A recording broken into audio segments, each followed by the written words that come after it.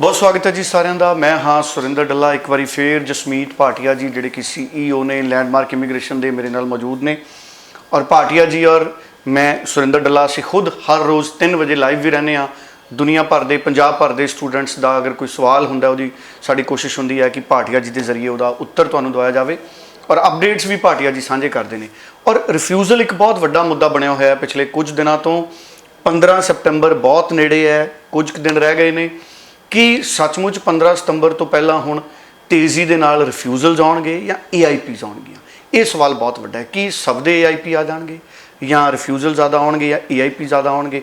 हर student के जहन च भी एक युद्ध जिहड़ा इस वक्त चल रहा है और इन्हां सारे इशूज़ ते भाटिया जी नाल गल करांगे। भाटिया जी बहुत स्वागत है जी। सत श्री अकाल।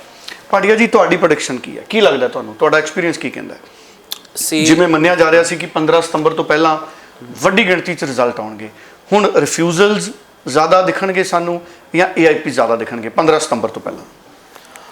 जो सिनैरियो हैगा ਉਹਦੇ ਹਿਸਾਬ ਨਾਲ ਮੈਨੂੰ ਜੋ ਲੱਗਦਾ, ਜੋ ਸਾਡੀ ਬਹੁਤ ਹਾਈ ਲੈਵਲ ਤੇ ਡਿਸਕਸ਼ਨਸ ਹੋਈਆਂ, ਰਿਲਾਇਬਲ ਸੋਰਸਿਸ ਨਾਲ ਸਾਡੀ ਇਨਫੋਰਮੇਸ਼ਨ ਸ਼ੇਅਰ ਹੋਈ ਕਿ ਜਿਹੜਾ ਰਿਜ਼ਲਟ ਹੈਗਾ ਉਹ ਹਾਈ ਕਮਿਸ਼ਨ ਔਰ ਐਮਬੈਸੀ ਪੂਰੀ ਕੋਸ਼ਿਸ਼ ਕਰ ਰਹੀ ਹੈ ਕਿ 15 ਸਤੰਬਰ ਤੱਕ ਸਾਰੇ ਰਿਜ਼ਲਟਸ ਦਿੱਤੇ ਜਾਣ, ਸਾਰੇ ਹੀ ਰਿਜ਼ਲਟਸ ਇਸ਼ੂ ਕਰ ਦਿੱਤੇ ਜਾਣ 15 ਸਤੰਬਰ ਤੱਕ ਔਰ ਕੋਈ ਵੀ ਫਾਈਲ ਤੇ ਪੈਂਡਿੰਗ ਰਿਜ਼ਲਟ ਨਾ ਰਹੇ, ਤਾਂ ਕਿ ਜਿਹੜੀਆਂ ਜਨਵਰੀ ਦੀਆਂ ਫਾਈਲਸ ਹੈਗੀਆਂ ਉਹਨਾਂ ਤੇ ਧਿਆਨ ਨਾਲ ਰਿਜ਼ਲਟਸ ਆ ਸਕਣ। So students I feel 90% results will be issued till 15 September and 15 ਸਤੰਬਰ ਤੋਂ ਬਾਅਦ ਕੁਛ ਰਿਜ਼ਲਟਸ ਜਿਹੜੇ ਪੈਂਡਿੰਗ ਰਹਿ ਜਾਣਗੇ ਉਹ ਵੀ ਆਉਂਦੇ ਰਹਿਣਗੇ। ਉਹ ਉਹਨਾਂ ਫਾਈਲਸ ਦੇ ਜਿਹੜੀਆਂ ਕਿ ਸਤੰਬਰ ਮੰਥ ਵਿੱਚ ਲੌਜ ਹੋਣੀਆਂ ਸੋ ਜਿਹੜੀਆਂ ਫਾਈਲਾਂ ਹੁਣੇ ਲੌਜ ਹੋ ਰਹੀਆਂ, ਕਿਉਂਕਿ ਹੱਲੇ ਵੀ ਫਾਈਲਸ ਲੌਜ ਹੋ ਰਹੀਆਂ ਜਿਹੜੀਆਂ ਕਿ ਸਤੰਬਰ ਇਨਟੇਕ ਲਈ, ਕਿਉਂਕਿ ਲਾਸਟ ਡੇਟ 15 ਸਤੰਬਰ ਸੀ। ਸੋ ਉਹ ਵਾਲੀਆਂ ਫਾਈਲਾਂ ਤੇ ਰਿਜ਼ਲਟਸ 15 ਸਤੰਬਰ ਤੋਂ ਬਾਅਦ ਵੀ ਆਉਂਦੇ ਰਹਿਣਗੇ। ਬਟ 90% ਜਿਹੜਾ ਬੈਕਲੌਗ ਹੈਗਾ ਹਾਈ ਕਮਿਸ਼ਨ ਕੋਲ ਉਹ ਕਲੀਅਰ ਕਰ ਦਿੱਤਾ ਜਾਏਗਾ 15 ਸਤੰਬਰ ਤੱਕ। ਔਰ ਇਹ ਬਹੁਤ ਹੀ ਰਿਲਾਇਬਲ ਸੋਰਸਿਸ ਤੋਂ ਮੇਰੇ ਕੋਲ ਇਨਫੋਰਮੇਸ਼ਨ ਹੈਗੀ ਹੈ, ਮੈਂ ਸ਼ੇਅਰ ਨਹੀਂ ਕਰ ਸਕਦਾ, but we are very sure that results will be given till 15 September on all the files। ਹੁਣ ਰਿਹਾ ਮੁੱਦਾ AIPs ਔਰ ਰਿਫਿਊਜ਼ਲ ਦਾ। ਜਿਵੇਂ ਕਿ ਮੈਂ ਤੁਹਾਨੂੰ ਦੱਸਿਆ ਕਿ ਜਿਹੜਾ ਅੱਜ ਦੀ ਡੇਟ 'ਚ ਰਿਜ਼ਲਟ ਹੈਗਾ ਸੀ ਦੈਟ ਵਾਜ਼ 10 ਤੋਂ 12% ਰਿਫਿਊਜ਼ਲ ਹੈਗੀ ਸੀ ਔਰ AIP ਯਾਨੀ ਕਿ ਵੀਜ਼ਾ ਵੀ ਅਸੀਂ ਕਹਿ ਸਕਦੇ ਹਾਂ ਪੋਜ਼ੀਟਿਵ ਰਿਜ਼ਲਟਸ ਵਰ ਕਲੋਜ਼ ਟੂ 90%। ਪਰ ਜੋ ਓਵਰਆਲ ਸਾਨੂੰ ਸੁਣਨ 'ਚ ਆ ਰਿਹਾ ਹੈ ਕਿ 80% is AIPs and 20% is refusal. So ਇਹੀ ਪੈਟਰਨ ਚੱਲਣਾ ਚਾਹੀਦਾ ਓਵਰਆਲ ਜਿਹੜਾ ਕਿ ਫੋਲੋ ਹੋ ਰਿਹਾ। ਆਮ ਤੌਰ 'ਤੇ ਰਿਫਿਊਜ਼ਲਸ ਕਿੰਨੇ ਕੁ % ਆਉਂਦੇ ਰਹੇ ਨੇ ਪਹਿਲਾਂ, ਇਸ ਤੋਂ ਪਹਿਲਾਂ? ਮੈਂ ਦੱਸਿਆ ਸੀ ਕਿ 10 ਤੋਂ 12% ਰਿਫਿਊਜ਼ਲ ਆਉਂਦੇ ਰਹੇ ਆ ਔਰ ਹੁਣ ਮੈਨੂੰ ਜੋ ਸੁਣਨ 'ਚ ਆ ਰਿਹਾ ਕਿ 10.5 ਤੋਂ 12% ਦੇ ਹਿਸਾਬ ਨਾਲ ਹੀ ਰਿਫਿਊਜ਼ਲ ਆਏ ਆ। ਜੇ 500 AIP ਆਏ ਤਾਂ 50 ਰਿਫਿਊਜ਼ਲਾਂ ਆਈਆਂ। ਸੋ ਇਹ ਕਲੈਰਿਟੀ ਹੈਗੀ, ਇੱਥੇ ਮੈਨੂੰ ਕੋਈ ਵੀ ਡਾਊਟ ਨਹੀਂ ਹੈਗਾ। ਸੋ 50-60 ਰਿਫਿਊਜ਼ਲਾਂ ਆਈਆਂ ਹੋਣਗੀਆਂ। ਸੋ 10 ਤੋਂ 12% ਹੈ।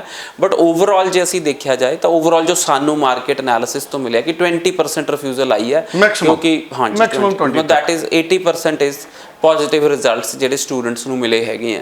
ਸੋ ਸਟੂਡੈਂਟਸ ਰਿਫਿਊਜ਼ਲ ਜੇ ਆ ਵੀ ਜਾਂਦੀ ਹੈ ਆਪਾਂ ਨੂੰ ਡੀਮੋਟੀਵੇਟ ਨਹੀਂ ਹੋਣਾ ਚਾਹੀਦਾ, ਕਿਉਂਕਿ ਦੇਖੋ ਇੰਨਾ ਪ੍ਰੈਸ਼ਰ ਹੁੰਦਾ ਹਾਈ ਕਮਿਸ਼ਨ 'ਤੇ ਰਿਜ਼ਲਟ ਦੇਣ ਦਾ। ਸੋ ਕਈ ਵਾਰੀ ਅੱਛੀ ਪ੍ਰੋਫਾਈਲ ਵੀ ਰਿਫਿਊਜ਼ ਹੋ ਜਾਂਦੀ ਹੈ। You must reapply for Canada. ਜੇ ਤੁਸੀਂ ਪਹਿਲੀ ਵਾਰੀ ਅਪਲਾਈ ਕੀਤਾ ਯੂ ਮਸਟ ਰੀਅਪਲਾਈ। ਸਾਡੇ ਕੋਲ 2 ਵਾਰੀ 3 ਵਾਰੀ 4 ਵਾਰੀ 6 ਵਾਰੀ 7 ਵਾਰੀ ਰਿਫਿਊਜ਼ ਵਾਲੇ ਸਟੂਡੈਂਟ ਦਾ ਵੀ ਵੀਜ਼ਾ ਆਇਆ ਹੋਇਆ।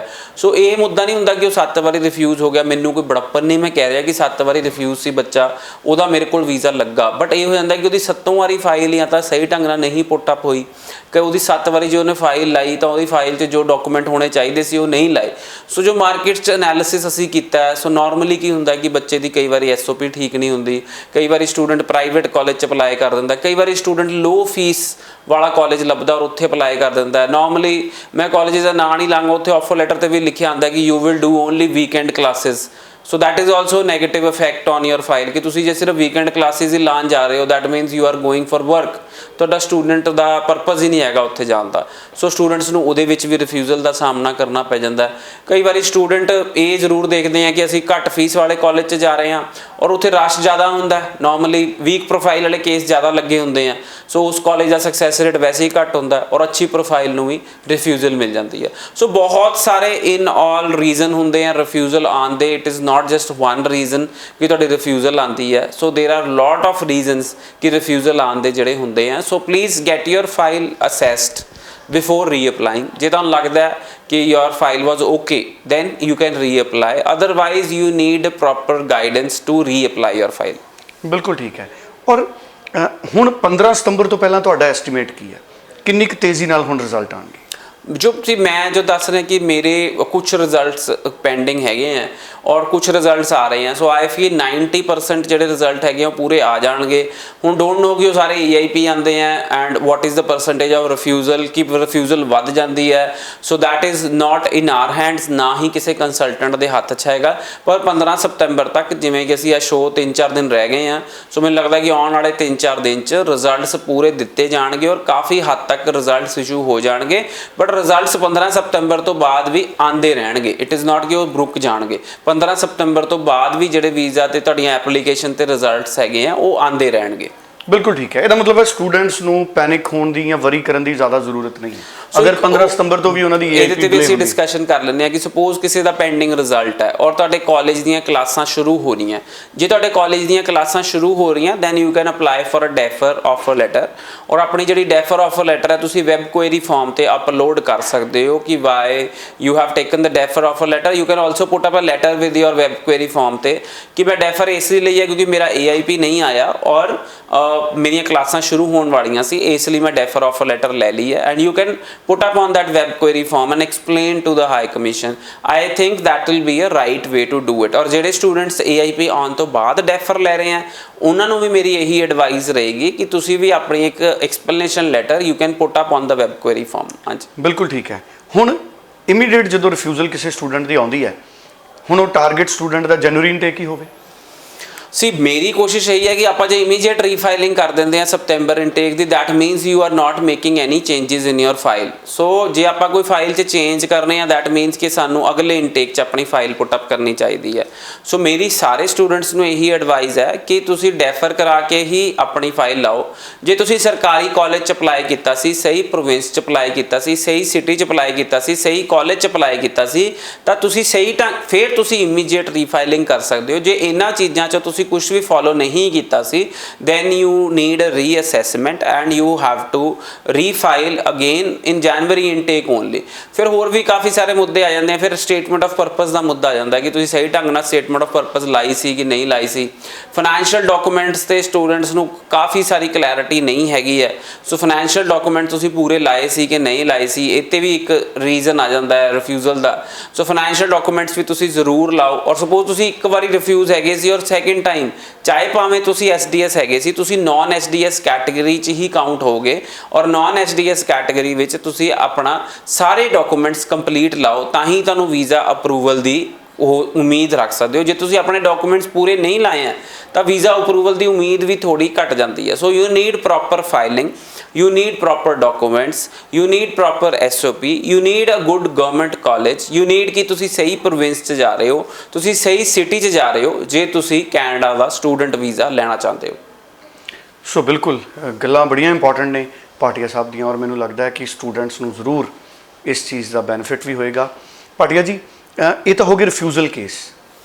ਰਿਫਿਊਜ਼ਲ ਕੇਸਿਸ ਤੋਂ ਇਲਾਵਾ ਕੀ ਹੁਣ ਜਨਵਰੀ ਇਨਟੇਕ ਜਾਂ ਮਈ ਇਨਟੇਕ ਦੀ ਆਪਸ਼ਨ ਸਟੂਡੈਂਟਸ ਕੋਲੇ ਹੈਗੇ? ਰਿਫਿਊਜ਼ਲ ਵਾਲੇ ਵੀ ਕੀ ਮਈ ਨੂੰ ਟਾਰਗੇਟ ਕਰ ਸਕਦੇ ਆ ਜਨਵਰੀ ਛੱਡ ਕੇ? ਬਿਲਕੁਲ ਜ਼ਿਆਦਾ ਗੈਪ ਕਿਉਂਕਿ 2019 ਚ ਬਹੁਤ ਸਾਰੇ ਸਟੂਡੈਂਟਸ ਨੂੰ ਨਹੀਂ ਕਹਾਂਗਾ ਕਿ ਜੇ ਤਾਂ ਤੁਸੀਂ ਕੇਪਸ ਨੋਟ, ਇੱਕ ਕੇਪਸ ਨੋਟ ਹੁੰਦੇ ਆ GCMS ਨੋਟਸ ਵੀ ਉਹਨੂੰ ਕਹੀਦਾ, ਜਿਹਦੇ 'ਚ ਡਿਟੇਲਡ ਇਨਫੋਰਮੇਸ਼ਨ ਆਉਂਦੀ ਹੈ ਕਿ ਤੁਹਾਡੀ ਰਿਫਿਊਜ਼ਲ ਕਿਉਂ ਆਈ। ਸੋ ਜੇ ਤੁਸੀਂ ਸਭ ਕੁਝ ਸਹੀ ਫੋਲੋ ਕੀਤਾ ਸੀ and then you can again reapply ਜੇ ਤੁਸੀਂ ਸਭ ਕੁਝ ਸਹੀ ਕੀਤਾ ਸੀ। But if you have a doubt in your mind ਕਿ ਤੁਹਾਡਾ ਰਿਫਿਊਜ਼ਲ ਕਿਉਂ ਆਈ, ਸਭ ਕੁਝ ਸਹੀ ਸੀ ਫਿਰ ਵੀ ਤੁਹਾਨੂੰ refusal I, you can apply for GCMS notes and you can see ki what was the real reason behind your refusal, because of CAPES notes it will take 30 to 60 days, sometimes it takes 60 days also, but normally 30 days which ਤੁਹਾਡੇ CAPES notes ਆ ਜਾਂਦੇ ਆ। You can apply for CAPES note and then you can see ki what changes you require in your file। So ਜੇ ਤੁਸੀਂ CAPES note apply ਕਰੋਗੇ then your case can get delayed and you need to choose May intake. But if you are not applying for CAPE notes and it is a clear cut, ਮੈਂ ਤੁਹਾਨੂੰ ਦੱਸ ਸਕਦਾ ਕਿ ਤੁਸੀਂ ਇੱਕ college ਸਹੀ ਨਹੀਂ ਸੀ ਜਾਂ ਤੁਹਾਡੀ ਫਾਈਲ 'ਚ ਡਾਕੂਮੈਂਟਸ ਪੁੱਟ ਅਪ ਸਹੀ ਨਹੀਂ ਹੋਏ ਸੀ, then it can be seen ਕਿ ਤੁਹਾਡੀ ਫਾਈਲ, ਮੈਨੂੰ ਹੀ ਪਤਾ ਲੱਗ ਰਿਹਾ ਕਿ ਫਾਈਲ ਵੀਕ ਸੀ, and you can make changes accordingly and then you can apply for January intake. So few things you need to keep in mind when you reapply and few things you need to be clarification ਤੁਹਾਨੂੰ ਜ਼ਰੂਰ ਚਾਹੀਦੀ ਹੋਏਗੀ. But suppose ਤੁਸੀਂ ਕੱਲ ਵੀ ਮੈਂ ਇੱਕ student ਮਿਲਿਆ ਦੱਲਾ ਜੀ, ਮੈਨੂੰ ਬਹੁਤ ਹੀ ਜ਼ਿਆਦਾ, ਮੈਂ ਹਰ ਵਾਰੀ ਸਟੂਡੈਂਟਸ ਨੂੰ ਕਹਿੰਦਾ ਕਿ ਮੈਨੂੰ ਅਫਸੋਸ ਹੁੰਦਾ ਸਟੂਡੈਂਟਸ, ਅਸੀਂ ਇੰਨਾ ਸ਼ੋਅ ਕਰਦੇ ਹਾਂ, ਇੰਨਾ ਇਨਫੋਰਮੇਸ਼ਨ ਸ਼ੇਅਰ ਕਰਦੇ ਹਾਂ ਔਰ ਫਿਰ ਵੀ ਸਟੂਡੈਂਟਸ ਆਪਣੀ ਫਾਈਲ ਨਹੀਂ ਪੜ੍ਹਦੇ, ਮਤਲਬ ਕਿ ਆਪਣੀ ਫਾਈਲ ਲਾਉਣ ਤੋਂ ਪਹਿਲਾਂ ਉਹਨਾਂ ਨੂੰ ਪਤਾ ਹੀ ਨਹੀਂ ਹੁੰਦਾ ਕਿ ਮੇਰੀ ਫਾਈਲ 'ਚ ਕੀ ਲੱਗਿਆ. ਕੰਸਲਟੈਂਟ ਨੂੰ ਜਾਂ ਤਾਂ ਅਸੀਂ ਕੀ ਕਹਿੰਦੇ, ਕੋਈ ਵੀ ਕੰਸਲਟੈਂਟ ਰੱਬ ਨਹੀਂ ਹੈ, ਕੋਈ ਵੀ ਕੰਸਲਟੈਂਟ ਗਰੰਟੀ ਨਹੀਂ ਕਰ ਸਕਦਾ ਵੀਜ਼ਾ. ਤੁਹਾਨੂੰ ਇਹ ਮੇਕ ਸ਼ੋਰ ਕਰਨਾ ਚਾਹੀਦਾ ਕਿ ਤੁਹਾਡੀ ਫਾਈਲ 'ਚ ਫਾਰਮ ਸਹੀ ਭਰੇ ਹੈ, SOP ਸਹੀ ਲੱਗੀ ਹੈ. ਜੇ ਤੁਸੀਂ ਉਹਨੂੰ ਫਾਈਨੈਂਸ਼ੀਅਲ ਡਾਕੂਮੈਂਟਸ ਪ੍ਰੋਵਾਈਡ ਕੀਤੇ ਸੀ, ਉਹਨੇ ਸਾਰੇ ਫਾਈਨੈਂਸ਼ੀਅਲ ਡਾਕੂਮੈਂਟ ਅਪਲੋਡ ਕੀਤੇ ਹੈ. ਸੋ ਇਹ ਸਾਰੀਆਂ ਚੀਜ਼ਾਂ ਸਟੂਡੈਂਟਸ ਨੂੰ ਨਹੀਂ ਪਤਾ ਹੁੰਦੀਆਂ. ਤਾਂ ਸਟੂਡੈਂਟ ਨੂੰ ਪੁੱਛਿਆ ਕਿ ਉਹਦੀ ਰਿਫਿਊਜ਼ਲ ਆ ਗਈ, ਮੈਂ ਪੁੱਛਿਆ ਰਿਫਿਊਜ਼ਲ ਲੈਟਰ ਕਿੱਥੇ ਹੈ, ਕਹਿੰਦੇ ਕੰਸਲਟੈਂਟ ਨੇ ਫੋਨ ਕਰਕੇ ਕਿਹਾ ਕਿ ਰਿਫਿਊਜ਼ਲ ਆ ਗਈ ਹੈ ਪਰ ਰਿਫਿਊਜ਼ਲ ਲੈਟਰ ਨਹੀਂ ਦਿੱਤੀ. ਸੋ ਦਿਸ ਇਜ਼ ਡਿਸਅਪੋਇੰਟਿੰਗ ਕਿ ਰਿਫਿਊਜ਼ਲ ਲੈਟਰ ਮਿਲੀ ਨਹੀਂ. ਫਿਰ ਆ ਜਾਂਦਾ ਉਸ ਤੋਂ ਬਾਅਦ ਮੈਂ ਸਟੂਡੈਂਟ ਨੂੰ ਪੁੱਛਿਆ ਕਿ ਤੁਹਾਨੂੰ ਰਿਫਿਊਜ਼ਲ ਲੈਟਰ ਜੇ ਨਹੀਂ ਮਿਲੀ, ਤੁਹਾਡੇ ਤੇ ਬੈਨ ਤਾਂ ਨਹੀਂ ਲੱਗਾ? ਕਹਿੰਦੇ ਸਾਨੂੰ ਕੋਈ ਪਤਾ ਹੀ ਨਹੀਂ ਹੈਗਾ. ਕਹਿੰਦੇ ਤੁਹਾਡੀ, ਮੈਂ ਕਿਹਾ ਤੁਹਾਡੀ ਫਾਈਲ 'ਚ ਡਾਕੂਮੈਂਟਸ ਕਿੱਦਾਂ ਦੇ ਲੱਗੇ ਸੀ? ਕਹਿੰਦੇ ਅਸੀਂ ਪ੍ਰੋਵਾਈਡ ਤਾਂ ਕੀਤੇ ਸੀ ਪਰ ਸਾਨੂੰ ਫਾਈਲ ਦਿਖਾਈ ਨਹੀਂ ਗਈ ਕਿ ਫਾਈਲ 'ਚ ਕੀ ਡਾਕੂਮੈਂਟ ਲੱਗਾ ਸੀ, ਕੀ ਨਹੀਂ ਲੱਗਾ ਸੀ. ਸੋ ਦੇਖੋ, ਕਰੀਅਰ ਕਿਹਦਾ, ਤੁਹਾਡਾ ਕਰੀਅਰ ਹੈ, ਫਿਊਚਰ ਕਿਹਦਾ, ਤੁਹਾਡਾ ਫਿਊਚਰ ਹੈ. ਤੁਸੀਂ ਦੇਖੋ ਕੈਨੇਡਾ ਜਾ ਰਹੇ ਹੋ, ਪੈਸੇ ਕੌਣ ਲਾ ਰਿਹਾ? ਤੁਸੀਂ ਪੈਸੇ ਲਗਾ ਰਹੇ ਹੋ. ਕੰਸਲਟੈਂਟ ਤੇ ਪੂਰੀ ਤਰੀਕੇ ਨਾਲ ਅਸੀਂ ਸਾਰਾ ਕੁਝ ਛੱਡ ਦਈਏ. ਅਸੀਂ, ਮੇਰੇ ਕੋਲ ਵੀ ਸਟੂਡੈਂਟ ਫੋਨ ਕਰਦੇ ਆ, ਸਰ ਤੁਹਾਨੂੰ ਤੇ ਅਸੀਂ, ਤੁਸੀਂ ਜਿੰਨੇ ਮਰਜ਼ੀ ਪੈਸੇ ਲੈ ਲਓ, ਸਾਨੂੰ ਵੀਜ਼ਾ ਗਰੰਟੀ ਦੇ ਦਿਓ. ਨੋ, I cannot give visa guarantee to anybody. ਔਰ ਮੈਂ ਸਿਰਫ ਪੈਸੇ ਲਈ ਕੰਮ ਨਹੀਂ ਕਰੀਦਾ, ਅਸੀਂ ਰੈਪੂਟੇਸ਼ਨ ਲਈ ਕੰਮ ਕਰੀਦਾ. ਅਸੀਂ ਜਿੰਨੇ ਵੀ ਕੇਸਿਸ ਲਾਈਦੇ ਆ ਉਹ ਪ੍ਰੋਪਰਲੀ ਪੜ੍ਹ ਕੇ, ਪ੍ਰੋਪਰਲੀ ਅਸੈਸ ਕਰਕੇ ਹੀ ਪੁੱਟ ਅਪ ਕਰੀਦੇ ਆ, ਤਾਂ ਕਿ ਸਟੂਡੈਂਟ ਨੂੰ ਜਿਹੜਾ ਵੀਜ਼ਾ ਰਿਜ਼ਲਟ ਹੈਗਾ ਉਹ ਸਹੀ ਮਿਲ ਸਕੇ, ਨਾ ਕਿ ਸਿਰਫ ਉਹਦੀ ਫਾਈਲ ਲੈ ਲਈ ਔਰ ਅਸੀਂ ਕੋਈ, ਮੈਂ ਤੁਹਾਨੂੰ ਗਲਤ ਕਮਿਟਮੈਂਟ ਕਰਦਾ and I put up your file and you get refusal. So ਇਹ ਚੀਜ਼ਾਂ ਸਟੂਡੈਂਟ ਕਿਤੇ ਨਾ ਕਿਤੇ ਅਣਗਹਿਲੀ ਕਰ ਰਿਹਾ. ਕੰਸਲਟੈਂਟ ਨੂੰ ਕਹਿੰਦਾ ਕਿ ਮੈਨੂੰ ਵੀਜ਼ਾ ਗਰੰਟੀ ਦੇ ਦਿਓ. ਜੇ ਕੋਈ ਕੰਸਲਟੈਂਟ ਵੀਜ਼ਾ ਗਰੰਟੀ ਸ਼ਬਦ ਯੂਜ਼ ਕਰ ਲੈਂਦਾ, ਵੀਜ਼ਾ ਗਰੰਟੀ ਨਹੀਂ ਦੇ ਸਕਦਾ, ਬਸ ਉਹ ਕਹਿ ਦਿੰਦਾ ਕਿ ਵੀਜ਼ਾ ਗਰੰਟੀ ਲੱਗ ਜੂਗੀ. ਸੋ ਉਸ ਚੀਜ਼ ਨੂੰ ਸਾਨੂੰ ਅਵੋਇਡ ਕਰਨਾ ਚਾਹੀਦਾ. There is no word like visa guarantee, ਇਹ ਵਰਡ ਪੈਦਾ ਹੀ ਨਹੀਂ ਹੋਇਆ. ਸੋ ਜਿਹੜੇ ਤੁਹਾਨੂੰ ਕਹਿੰਦੇ ਵੀ ਹੈਗੇ ਵੀਜ਼ਾ ਗਰੰਟੀ ਹੈਗਾ ਜਾਂ ਪੇ ਆਫਟਰ ਵੀਜ਼ਾ, ਇੱਕ ਹੋਰ ਸਿਸਟਮ ਮੈਨੂੰ ਜਿਹੜਾ ਮੈਂ ਨਿੰਦਾ ਕਰਨਾ ਚਾਹੁੰਦਾ ਕਿ ਸਾਰੇ ਪੈਸੇ ਵੀਜ਼ਾ ਲੱਗਣ ਤੋਂ ਬਾਅਦ, ਦੈਟ ਮੀਨਸ ਕਿ ਤੁਸੀਂ ਕੈਨੇਡਾ ਦੀ ਸਟੂਡੈਂਟ ਵੀਜ਼ਾ ਪਾਲਿਸੀ ਨਹੀਂ ਫੋਲੋ ਕਰ ਰਹੇ. ਕੈਨੇਡਾ ਦੀ ਸਟੂਡੈਂਟ ਵੀਜ਼ਾ ਪਾਲਿਸੀ ਇਹ ਕਹਿੰਦੀ ਹੈ ਕਿ ਕਾਲਜ ਦੀ ਫੀਸ ਪਹਿਲਾਂ ਦੇਣੀ ਹੈ, GIC ਅਕਾਊਂਟ ਦੇ ਪੈਸੇ ਪਹਿਲਾਂ ਦੇਣੇ ਹੈ. ਸੋ ਸਾਰੇ ਪੈਸੇ ਵੀਜ਼ਾ ਲੱਗਣ ਤੋਂ ਬਾਅਦ ਹੋ ਹੀ ਨਹੀਂ ਸਕਦੇ. ਇਟ ਮੀਨਸ ਕਿ ਤੁਸੀਂ ਉਹ ਪਾਲਿਸੀ ਫੋਲੋ ਨਹੀਂ ਕਰਦੇ, ਰਿਫਿਊਜ਼ਲ ਦੇ ਚਾਂਸਸ ਵੱਧ ਗਏ. ਫਿਰ 99% ਰਿਫਿਊਜ਼ਲ ਹੈ, 100 ਵਿੱਚੋਂ ਇੱਕ ਵੀਜ਼ਾ ਆ ਜਾਂਦਾ ਹੈ. ਔਰ ਜਿਹੜੇ ਕੰਸਲਟੈਂਟ ਇਹ ਪ੍ਰਮੋਟ ਕਰਦੇ ਆ ਉਹ ਕਹਿੰਦੇ ਜੀ ਸਾਰੇ ਪੈਸੇ ਵੀਜ਼ਾ ਲੱਗਣ ਤੋਂ ਬਾਅਦ ਸੀ, ਆ ਦੇਖੋ ਵੀਜ਼ਾ ਅਸੀਂ ਲਵਾ ਕੇ ਦਿੱਤਾ. ਸੋ ਇਹ ਚੀਜ਼ਾਂ ਬਹੁਤ ਹੀ, ਮੈਨੂੰ ਲੱਗਦਾ ਕਿ ਬਹੁਤ ਸਮਾਲ ਜਿਹਨੂੰ ਕਹਿੰਦੇ ਆ ਚੇਂਜਸ ਆਪਣੇ ਮਾਈਂਡ ਸੈਟ 'ਚ ਆਪਾਂ ਨੂੰ ਲਿਆਉਣ ਦੀ ਲੋੜ ਹੈ. ਜੇ ਤੁਹਾਡੀ ਪ੍ਰੋਫਾਈਲ ਵੀਕ ਹੈ then don't apply for Canada, choose another country. ਜੇ ਤੁਸੀਂ ਅਦਰਵਾਈਜ਼ ਹੋਰ ਮਿਹਨਤ ਕਰੋ, 6 ਮਹੀਨੇ ਹੋਰ ਮਿਹਨਤ ਕਰੋ. ਨਹੀਂ, ਪਰ ਇੱਕ ਚੀਜ਼ ਮੈਂ ਹੋਰ ਇੱਥੇ ਐਡ ਕਰਨਾ ਚਾਹਾਂਗਾ. ਜੇ ਸਟੂਡੈਂਟਸ ਤੁਹਾਨੂੰ ਲੱਗਦਾ ਹੈ ਕਿ ਤੁਹਾਡੀ ਪ੍ਰੋਫਾਈਲ ਵੀਕ ਹੈ ਔਰ ਤੁਸੀਂ ਬਹੁਤ ਵਾਰੀ ਆਈਲੈਟਸ ਦੇ ਚੁੱਕੇ ਹੋ and you are not able to go to Canada, then there are other countries like UK, Germany ਬਹੁਤ ਹੀ ਅਫੋਰਡੇਬਲ ਹੈ. UK ਥੋੜਾ ਜਿਹਾ ਐਕਸਪੈਂਸਿਵ ਹੋ ਜਾਂਦਾ ਹੈ, ਜਰਮਨੀ ਬਹੁਤ ਹੀ ਅਫੋਰਡੇਬਲ ਹੈਗਾ, New Zealand, Australia, you can apply in those countries. ਔਰ ਸਟੂਡੈਂਟਸ ਨੂੰ ਇਹ ਪਤਾ ਹੋਣਾ ਚਾਹੀਦਾ ਹੈ ਕਿ ਅਸੀਂ ਕਿਸੇ ਵੀ ਕੰਟਰੀ ਜਾਈਏ, ਜੇ ਸਹੀ ਢੰਗ ਨਾਲ ਅਸੀਂ ਪੜ੍ਹਾਈ ਕਰਦੇ ਹਾਂ ਔਰ ਅੱਛੀ ਪੜ੍ਹਾਈ ਕਰਦੇ ਹਾਂ, ਅਸੀਂ ਕਿਸੇ ਵੀ ਕਿਤੇ ਵੀ ਜਾ ਕੇ ਸੈਟਲ ਹੋ ਸਕਦੇ ਹਾਂ. ਮੈਂ ਤੁਹਾਨੂੰ ਦੱਸਾਂ, ਮੈਂ ਜਰਮਨੀ 'ਚ ਆਪਣੇ ਸਟੂਡੈਂਟਸ ਨੂੰ ਮਿਲਿਆ ਪਿਛਲੇ ਸਾਲ ਐਂਡ ਦੇ ਵਰ ਰੀਅਲੀ ਹੈਪੀ. ਔਰ ਸਟੂਡੈਂਟ ਕਹਿੰਦੇ ਕਿ ਸਰ ਅਸੀਂ ਬਹੁਤ ਧੰਨਵਾਦ ਕਰਦੇ ਹਾਂ ਤੁਸੀਂ ਸਾਡਾ, ਕਿ ਅਸੀਂ ਕੈਨੇਡਾ ਨਹੀਂ ਗਏ, ਅਸੀਂ ਇੰਨੇ ਖੁਸ਼ ਹਾਂ ਇੱਥੇ. ਸੋ ਤੁਸੀਂ ਦੇਖੋ ਕਿ ਕਿਤੇ ਸਟੂਡੈਂਟ ਜਰਮਨੀ ਜਾ ਕੇ ਵੀ ਬਹੁਤ ਖੁਸ਼ ਹੈ, ਆਈਲੈਟਸ ਕੀਤੀ ਹੈ ਨਹੀਂ ਕੀਤੀ. ਔਰ ਮੈਂ ਉਸ ਮਤਲਬ 6 ਬੈਂਡ ਵਾਲਾ ਬੱਚਾ ਹੀ ਹੈ, ਉਹ ਕੈਨੇਡਾ ਜਾ ਸਕਦਾ ਸੀ ਪਰ ਉਹਨੇ ਕਿਹਾ I didn't wanted to go to Canada because I wanted to go to a different country and he was really happy when I met him on the campus. So students, there are much better options you can choose. If you think your profile is weak, you are refused 2-3 times, you have tried your luck in Canada and then you have to change the country, that is also possibility. So ਜੇ ਤੁਸੀਂ refuse ਹੋ, you can reapply, you can reassess. If you want to change your country, then also we can help you to apply into another country. ਬਿਲਕੁਲ, thank you so much Bhatia ਜੀ. ਮੈਨੂੰ ਲੱਗਦਾ ਇਹ ਵੀ ਬਹੁਤ important show ਰਿਹਾ students ਦੇ ਲਈ ਔਰ ਕਾਫੀ ਬੈਨੀਫਿਟ ਸਟੂਡੈਂਟਸ ਨੂੰ ਇਸ ਸ਼ੋਅ ਤੋਂ ਮਿਲੇਗਾ. ਕੋਈ ਕਲੈਰਿਟੀ ਚਾਹੀਦੀ ਹੈ ਤੇ 90413 90400 ਪਰ ਤੁਸੀਂ ਈਮੇਲ ਵੀ ਕਰ ਸਕਦੇ ਹੋ। ਦੇਖੋ 90413 90412 that is my team phone number, so it goes to our team member and they can fix an appointment with me.